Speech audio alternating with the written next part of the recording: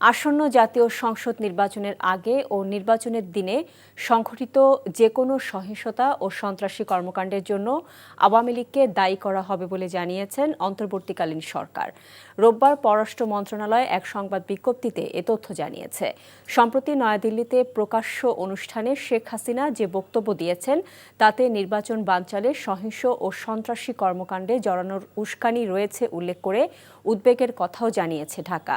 শেখ হাসিনাকে নয়াদিল্লিতে প্রকাশ্য অনুষ্ঠানে বক্তব্য দেওয়ার সুযোগ দেওয়ায় গভীর বিস্ময় ও ক্ষোভ প্রকাশ করে সরকারের পক্ষ থেকে এটিকে সুপ্রতিবেশী সুলভ আচরণের পরিপন্থী বলেও দাবি করা হয়েছে।